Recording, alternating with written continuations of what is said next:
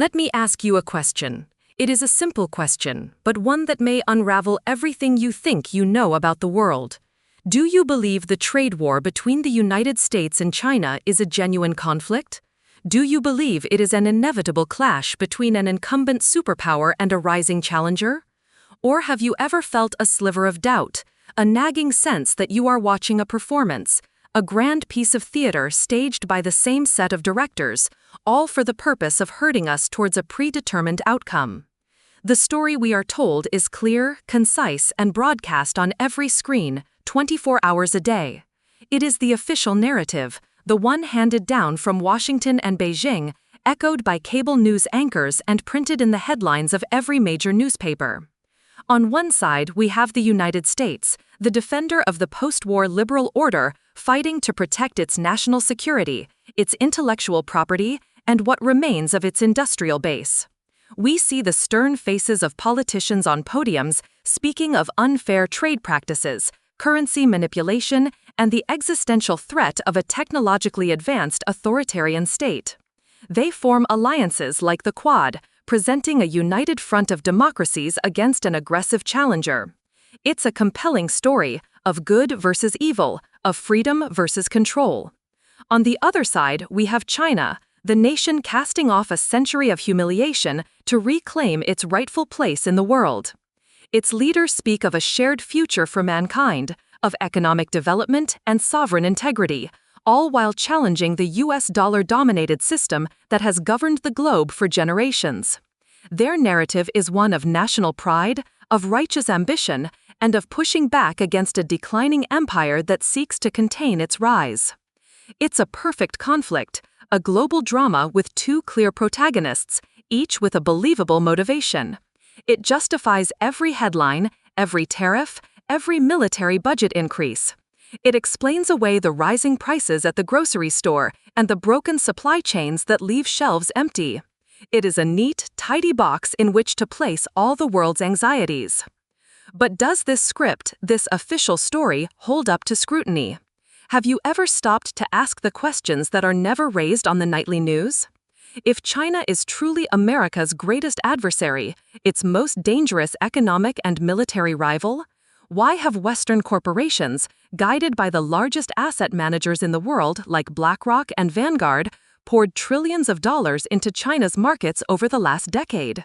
They are not just building factories, they are buying up stakes in China's most critical technology and financial companies. Why would you transfer colossal amounts of capital and technology to your declared enemy? And here is the more profound question.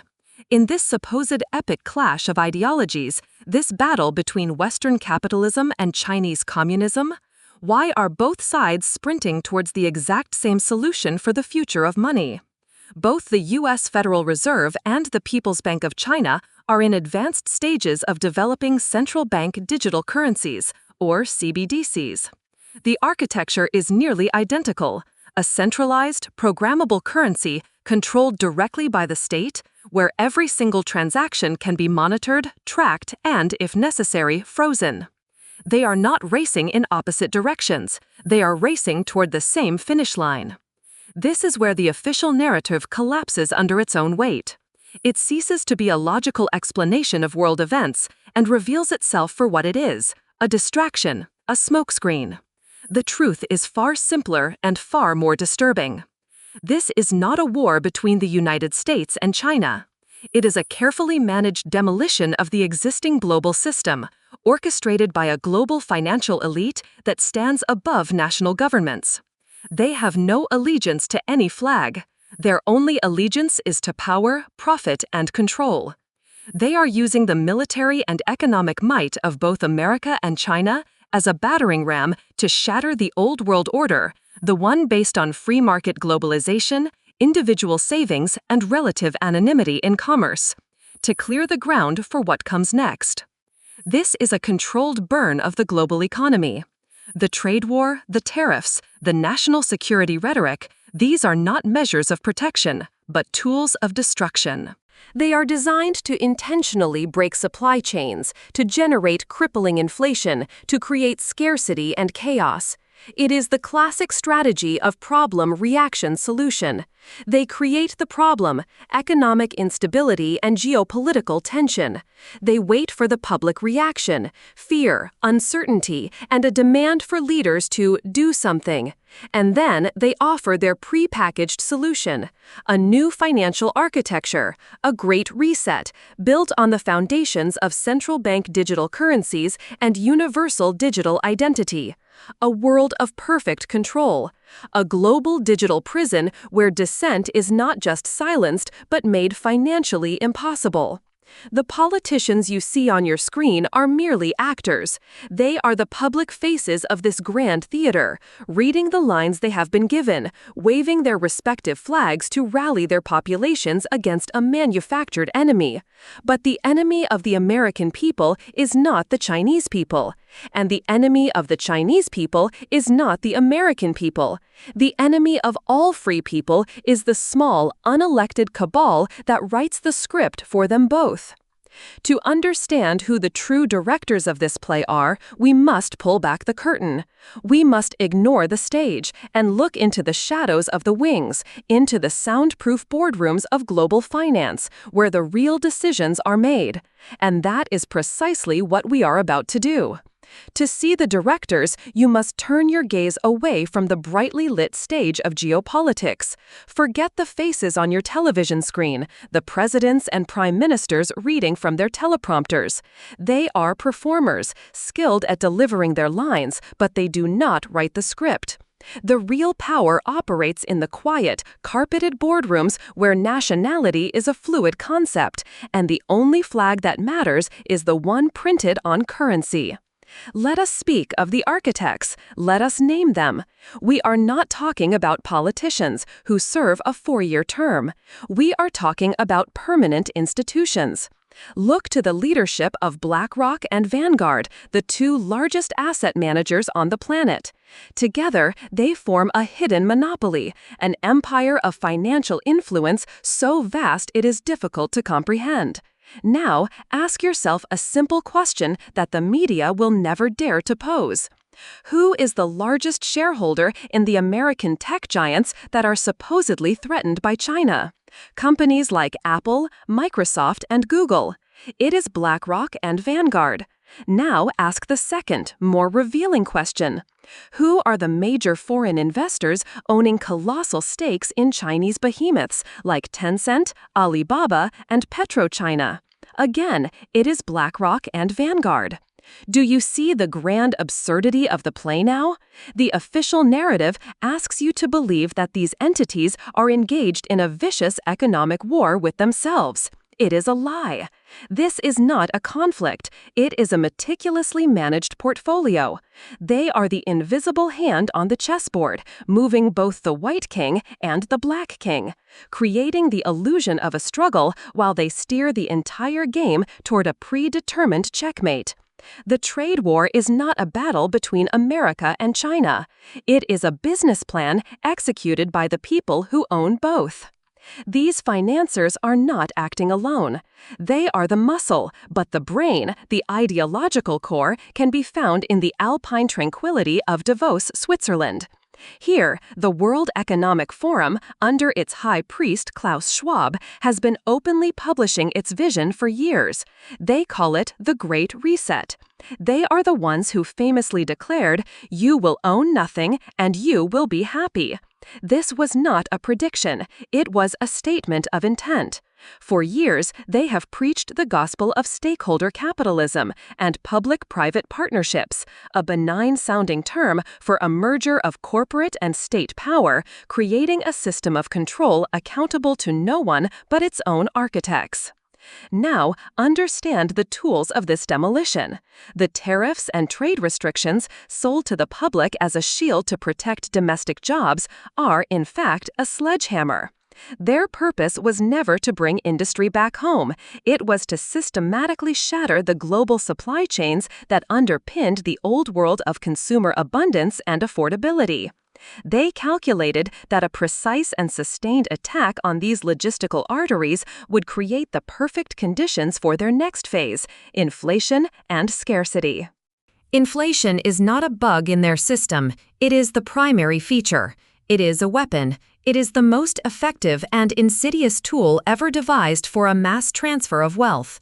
While your savings are vaporized and the value of your paycheck dwindles, the elite who were tipped off to the demolition are busy buying up real, tangible assets, land, infrastructure, entire industries for pennies on the dollar.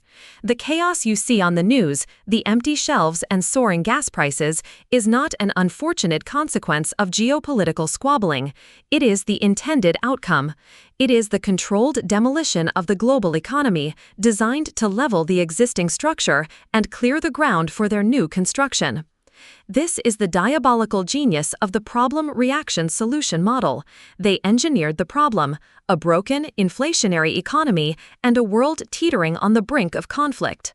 They are now harvesting the public's reaction, fear, confusion, and a desperate plea for government to do something. And what stands ready in the wings, polished and prepared as the ultimate solution? The very system both the US and China have been racing to build, a central bank digital currency.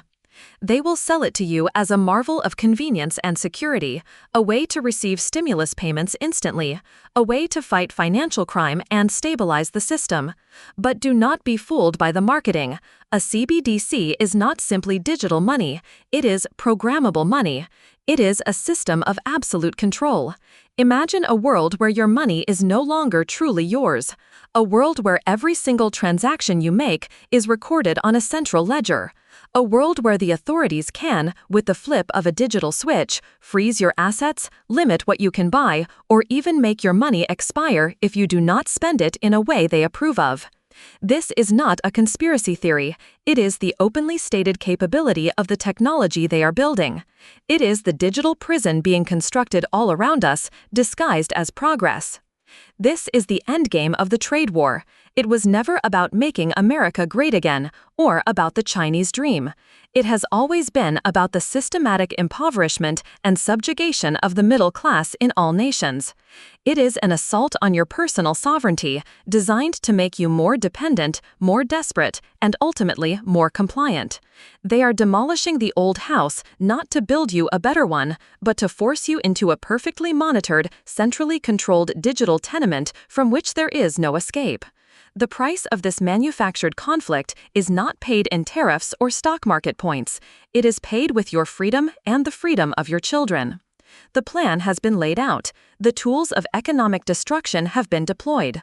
But how do all these pieces, the financial puppetry, the controlled chaos, the technological infrastructure, connect to form the perfect, inescapable trap? The trade war was only the first shot. It was the beginning of a race not between two nations, but a race by the architects of this new world toward a single, terrifying finish line. In the next chapter, we will uncover what that finish line truly is, and you will be shocked to see how close we are to crossing it. The finish line of the race we discussed is not a finish line between America and China. It is a finish line for human freedom. To understand this, you must ask the one question that shatters the entire official narrative. Why are these two declared adversaries, supposedly locked in an existential struggle for global dominance, both racing at breakneck speed to develop the exact same technology of control, a central bank digital currency? The Federal Reserve is running pilot programs for a digital dollar. The People's Bank of China has already rolled out its digital yuan to millions of citizens. This is not a coincidence. This is not a competition. This is a coordinated deployment. The illusion of a race is the most brilliant piece of social engineering they have ever devised. They are using the powerful, primal force of nationalism to sell the public on its own enslavement. To the American people, they will sell the digital dollar as a necessary tool to compete with China, to maintain the supremacy of the dollar, and to streamline the economy. To the Chinese people, the digital yuan is presented as the ultimate symbol of national sovereignty, a way to break free from the American-led SWIFT system. Each nation is being told that this tool is their shield against the other, yet the shield is a cage. They are getting two populations to willingly walk into two identical cells, convinced they are doing it out of patriotic duty. This is not a war, it is a pincer movement on humanity, executed by a single command structure that has allegiance to no flag. The architects of this plan, the councils at the BIS, the strategists at the WEF, the financiers who own stakes in both Washington and Beijing, understand that the most effective way to build a global prison is to have the prisoners build it themselves, and even cheer for its construction. Let us be perfectly clear about what this new world, this endgame, looks like. It is a world built on the twin pillars of a CBDC and a linked digital identity. In this world, money is no longer a neutral tool of exchange that you own. It is a token of permission granted to you by a central authority. Every transaction, no matter how small, every cup of coffee, every book purchased, every donation made, is recorded, analyzed, and stored on a central government ledger. This is not anonymous cash. This is a permanent, indelible record of your life. But it goes far beyond mere surveillance. This is programmable money. It is money with strings attached. Imagine your salary being deposited into your account, but with an expiration date, forcing you to spend it or lose it, a mechanism to artificially stimulate an economy at the expense of your ability to save. Imagine trying to purchase a flight, but the transaction is denied because your social credit score or your carbon footprint score has fallen below an acceptable threshold. Imagine donating to a political cause that the regime disapproves of and finding your entire digital wallet frozen with the click of a button. Imagine authorities deciding you are eating too much meat or using too much gasoline and simply programming your money to be unable to purchase those items. This is not a distant dystopia. This is the openly stated functionality of the technology they are building right now. This is the Great Reset in practice. It is the fusion of corporate and state power into a seamless apparatus of control, unaccountable to any electorate. The trade war was the demolition phase, the sledgehammer that broke the old world of relative freedom and economic predictability. The CBDC is the foundation of the new structure, a digital panopticon where financial dissent becomes impossible, where individual behavior can be shaped and coerced in real time. It is the perfect, inescapable prison, and they disguised its construction as progress. Therefore, you must burn this truth into your mind. Do not be fooled by the flags. Do not be manipulated by the rhetoric of us versus them. Whether the talking heads on television declare that the winner of this trade war is America or China is irrelevant. When the dust settles, the only loser is the ordinary citizen. The only loser is you. The price being paid is not measured in tariffs or soybean exports. It is paid with your personal sovereignty, your financial freedom, and the future of your children to live as free individuals rather than as data points on a central server. A future where every aspect of your life can be permitted or denied by an unseen algorithm is no longer a theory. It is a blueprint, and the construction is nearly complete. So what can be done? Despair is a luxury we cannot afford. For despair leads to inaction, and inaction is consent. The architects of this plan are counting on your confusion and your apathy. You must deny them both. The path forward begins with 3 distinct acts of rebellion. First, you must awaken and educate. You must actively seek out the information they are trying to bury. Interrogate the terms CBDC, the Great Reset, and digital ID.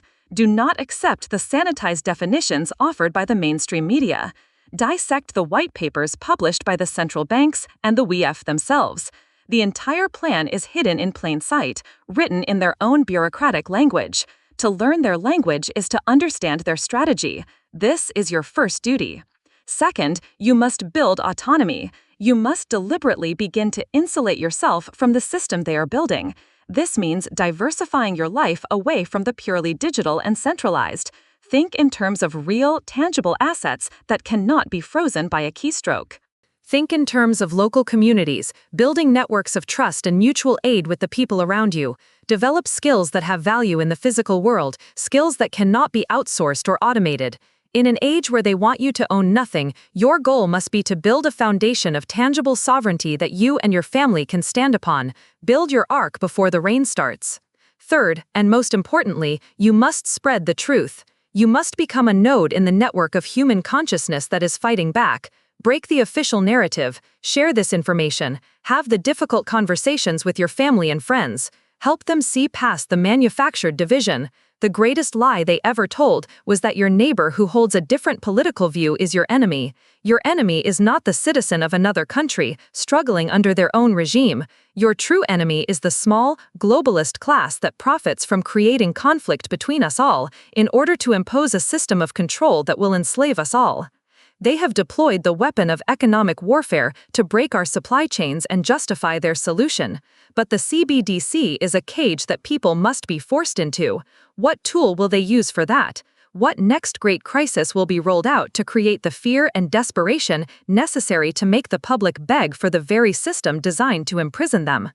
The financial demolition was only phase 1. The next phase will strike at something even more fundamental. In our next transmission, we will expose the manufactured truth behind the coming food and energy crisis. We will show you who is truly squeezing the supply lines and why they are engineering scarcity to drive a terrified world into their digital arms.